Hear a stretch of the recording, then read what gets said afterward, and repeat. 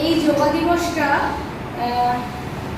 আমাদের 2014 সালে 27শে সেপ্টেম্বর রাষ্ট্রপুঞ্জের একটি বৈঠকে আমাদের প্রধানমন্ত্রী শ্রী নরেন্দ্র দামোদর ওইরকম মেডিসিন এবং সব কিছু। তো আমাকে একজন তখন দেখেই বললো যে তোমার যেভাবে তুমি এগোচ্ছ, তুমি যেরকম জায়গায় যাচ্ছ, তোমার যেরকম একটা স্ট্রাকচার হচ্ছে আমার আর নেই।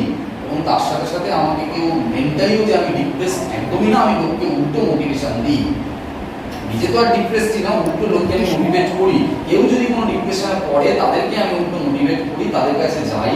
এবং আমার কাছে লোক কিছু বন্ধু, এমনও আমার বন্ধু আছে তারা পছন্দ করে, তারা যখন অসুবিধায় পড়ে, কোনো রকম চিন্তায় পড়ে, কোনো রকম সলভ করতে পারছে না, কোনো সমস্যায় পড়ে, তারা আমার কাছে সবসময় অ্যাডভাইস নেয়, কারণ জানে হিমাদ্রির একটা বিরাট স্ট্রেংথ।